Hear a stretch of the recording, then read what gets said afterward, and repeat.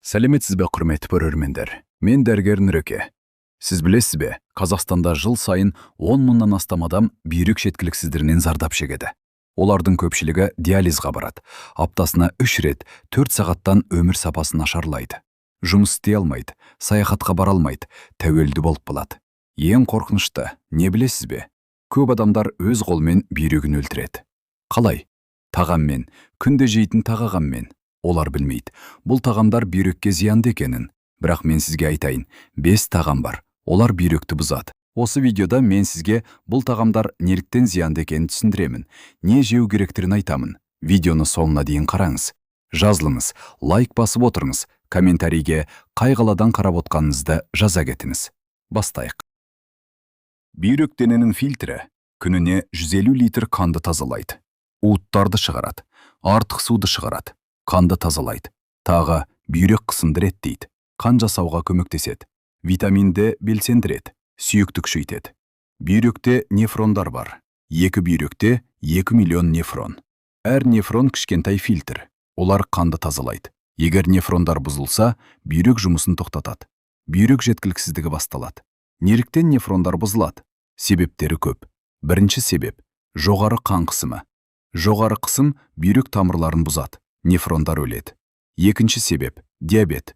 Жоғары қант бүйрек тамырларын бұзады. Нефрондар өледі. Үшінші себеп – дұрыс емес тамақтану.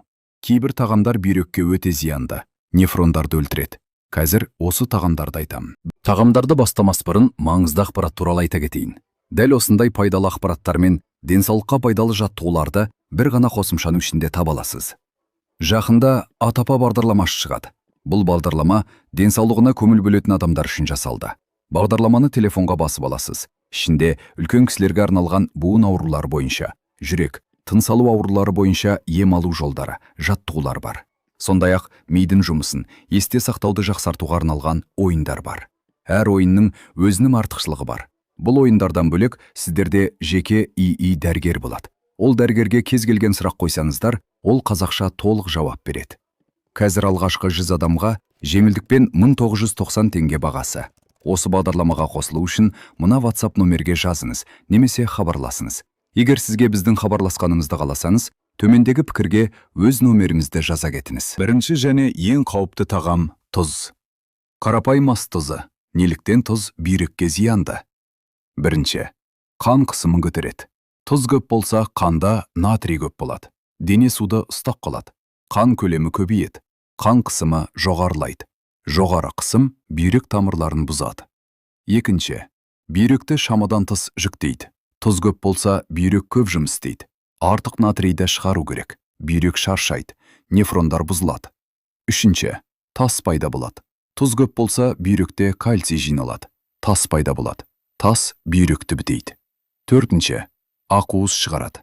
Тұз көп болса, сіреңізде ақуыз пайда болады. Бұл бүйрек зақымдалғанын көрсетеді. Бесінші, ісінуге әкеледі. Тұз су ұстап қалады. Аяқтар ісінеді, қол ісінеді, бет ісінеді. Қанша тұз жеуге болады? Дүниежүзілік денсаулық ұйымы айтады, күніне 5 граммнан артық емес. Бұл бір шай қасық. Бірақ біз қанша жейміз? Орташа қазақстандық күніне 12 грамм жейді. 2 еседен артық. Қайда тұз көп? Бірінші, ас тұзы. Біз тағамға көп тұз саламыз. Дастарханда тағы қосамыз. Екінші, колбаса шұжық. Өте көп тұз. 100 грамм колбасада 3 грамм тұз. Үшінші, чипсы крекерлер. Өте көп тұз. Бір пакетте 4-5 грамм тұз. Төртінші, консервілер. Балық консервісі. Өте көп тұз. Қалай тұзды азайтуға болады? Бірінші, тағам дайындағанда тұз салмаңыз. Дастарханда азғантай қосыңыз. Екінші, колбаса шұжықты тоқтатыңыз. Немесе өте сирек жеңіз. Үшінші, чипстер крекерлерді жемеңіз, зиянды тағамдар. Төртінші, консервілерді азайтыңыз. Екінші тағам. Газды ішімдіктер. Кола, фанта, спрайт, энергетиктер.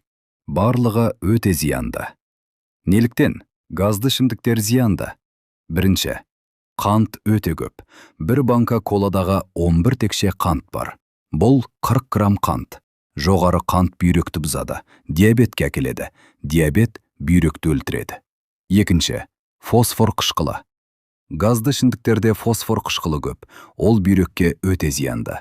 Тас пайда болуына себеп болады. Үшінші, кофеин. Энергетиктерде кофеин көп. Кофеин қан қысымын көтереді. Жоғары қысым бүйректі бұзады. Төртінші, сұйықтық тепе-теңдігін бұзады. Газды ішімдіктер сіреңізді көбейтеді. Бүйрек шамадан тыс жұмыс істейді. Бесінші, қышқылдық. Газды ішімдіктер қышқыл, денені қышқылдандырады. Бүйрек теместіру үшін көп жұмыс істейді. Алтыншы, тас пайда болады. Зерттеулер көрсетті, күнде газды ішімдік ішкендердің бүйрек тасы қаупі 2 есе жоғары. Қанша ішуге болады? Мүмкіндігінше ішпеңіз. Ең жақсысы 0. Егер өте қаласаңыз, айына 1-2 рет, артық емес. Не ішу керек? Бірінші, таза су. Күніне 2 литр су. Бүйрек үшін ең жақсы. Екінші, шөп. Шайлары. Шамай мята ромашка. Бүйректі тазалайды. Үшінші, жидек морстары. Қарақат қызанақ. Қантсыз. Төртінші, көк шай. Антиоксиданттар. Бүйректі қорғайды. Бесінші, сүзілген су. Тазаланған су. Минералдар жоқ. Бүйрекке жеңіл. Менің пациентім Дина апай 62 жаста. Бүйрегінде тас болды. 2 рет операция жасалды. Себебін тапқанда шошып кеттік. Күнде 3-4 банка кола ішті. 10 жыл бойы. Бүйрегі тастарға толған. Мен айттым, Дина апай коланы дереу тоқтатыңыз. Ол тоқтатты. Су ішті. Шөп шайлар ішті. 1 жыл өтті. Бүйрегі жақсарды. Қазір 5 жылдан бері газды ішімдік ішпейді. Бүйрегі жақсы. Маңызды ақпаратты қайталап кетейін. Дәл осындай пайдалы видеолар мен денсаулыққа пайдалы үй жаттығуларын бір ғана қосымшада көре аласыз. Қосылу үшін мына WhatsApp нөмерге атапа деп жазыңыз. Алғашқа 100 адамға жеңілдік барын ұмытпаңыз.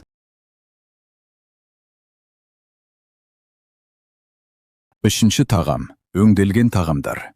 Колбаса, шұжық, сосиска, консервілер. Барлығы зиянды. Неліктен? Өңделген тағамдар зиянды. Бірінші, тұз. Өте көп. Консервілерде, колбасада тұз өте көп. Біз бағана айттық, тұз бүйректі бұзады. Екінші, консерванттар. Өңделген тағамда консерванттар көп. Е200, Е300 тағы басқа. Олар бүйректі уландырады. Үшінші, нитраттар. Колбасада, шұжықта нитраттар бар. Олар бүйрекке өте зиянды. Тас пайда болуына себеп болады. Төртінші, трансжирлер. Өңделген тағамда трансжирлер бар. Олар қан тамырларды бұзады. Бүйрек тамырлары зақымдалады. Бесінші, натрий фосфаттар. Консервілерде натрий фосфаттар көп. Бүйрекке өте зиянды. Алтыншы, қанттар көп. Өңделген тағамда жасырын қант бар. Жоғары қант бүйректі бұзады. Қандай өңделген тағамдар ең зиянды? Бірінші, колбаса, шұжық, тұз, нитраттар, консерванттар. Екінші, консервілер, балық консервісі, ет консервісі. Үшінші, чипстер, крекерлер, тұз майлар, консерванттар. Төртінші, тез тамақ, бургер, хот-дог, пицца. Бесінші, жартылай фабрикаттар, пельмендер, чебуректер. Не жеу керек? Бірінші, жаңа тағамдар. Жаңа ет, жаңа балық. Екінші, үйде дайындалған, өзіңіз дайындаңыз. Үшінші, қарапайым тағамдар. Ет плюс көкөніс плюс күріш. Төртінші, органикалық тағамдар. Консервантсыз. Бесінші, минималды өңделген. Неғұрлым қарапайым, соғұрлым жақсы. Менің пациентім Ержан аға, 73 жаста. Бүйрек жеткіліксіздігі болды. Креатинин өте жоғары. Диализ қажет деді. Себебін анықтадық. Өмір бойы өңделген тағам жеді. Таңертең колбаса, түске консервілер, кешке шұжық. Күнде 6 рет өңделген тағам. Бүйрегі уланған. Мен айттым, Ержан аға, барлық өңделген тағамды тоқтатыңыз. Ол тоқтатты. Жаңа тағам жеді. Үйде дайындады. 6 айдан кейін креатинин төмендеді. Диализ қажет болмады. Бүйрегі қалпына келді. Майонез және соустар. Кетчуп, барбекю соусы, сырлы соус. Барлығы зиянды. Неліктен майонез соустар зиянды? Бірінші, тұз өте көп. 1 ас қасық майонезде 1 грамм тұз. Күніне 5 қасық жесеңіз 5 грамм тұз. Тұз бүйректі бұзады. Екінші, қант көп. Кетчупта, соустарда қант көп. 1 ас қасық кетчупта 1 шай қасық қант. Қант бүйректі бұзады. Үшінші, трансжирлер. Майонезде транширлер көп. Олар қан тамырларды бұзады. Бүйрек тамырлары зақымдалады. Төртінші, консерванттар. Соустарда консерванттар көп. Бүйректі уландырады. Бесінші, калория көп. Майонез өте калориялы. Артық салмаққа келеді. Артық салмақ бүйректі жүктейді. Алтыншы, фосфаттар. Соустарда фосфаттар бар. Бүйрекке зиянды. Қанша жеуге болады? Мүмкіндігінше жемеңіз. Егер қажет болса, бір ас қасықтан артық емес. Не қолдануға болады? Бірінші, зәйтін майы. Табиғи пайдалы. Екінші, лимон шырыны. Дәмін шығарады. Үшінші, сүзбе. Табиғи соус. Төртінші, сұлы пияз. Табиғи дәмдеуіш. Бесінші, шөптер. Укроп, петрушка, кинза. Алтыншы, үйде жасалған соустар. Өзіңіз жасаңыз. Тұз, қант аз салыңыз. Соңғы рет еске сала кетейін. Сізге пайдалы қосымша шығуына орай, бізде арнайы алғашқы 100 адамға жеңілдік бар. Осы WhatsApp номерге ата апа деп жазып, немесе комментке өз нөміріңізді жаза кетіңіз. Алкоголь, әсіресе сыра. Бүйрекке өте зиянды. Неліктен алкоголь зиянды? Бірінші, дегидратация тудырады. Алкоголь денені құрғатады. Бүйрек суға мұқтаж. Су жоқ болса, бүйрек жақсы жұмыс істемей қалады. Екінші, уремическая қышқыл, әсіресе сыра. Уремическая қышқылды көбейтеді. Подагра, тас пайда болады. Үшінші, қан қысымын көтереді. Алкоголь қысымды көтереді. Жоғары қысым бүйректі бұзады. Төртінші, бүйректі тікелей зақымдайды. Алкоголь уытты зат, бүйрек жасушаларын өлтіреді. Бесінші, фосфор. Сырада фосфор көп, бүйрекке зиянды. Алтыншы, диуретикалық әсер. Алкоголь сіреңізді көбейтеді, бүйрек шамадан тыс жұмыс істейді. Жетінші, бауыр арқылы бүйректі зақымдайды. Алкоголь бауырды бұзады. Бауыр бүйректі зақымдайды. Қанша ішуге болады? Ең жақсысы мүлдем ішпеу. Егер ішсеңіз, ерлер күніне 2 стакан сырадан артық емес. Әйелдер күніне 1 стакан, бірақ күнде емес, аптасына 2-3 рет, артық емес. Қандай алкоголь ең зиянды? Бірінші, сыра. Уремическая қышқыл, фосфор көп. Екінші, қатты алкоголь. Арақ, водка, коньяк. Бүйрек жасушаларын өлтіреді. Үшінші, коктейльдер. Қант. Консерванттар көп. Не ішу керек? Бірінші, таза су, ең жақсы. Екінші, шөп шайлары, бүйректі тазалайды. Үшінші, жидек морстары, антиоксиданттар. Төртінші, көк шай, пайдалы.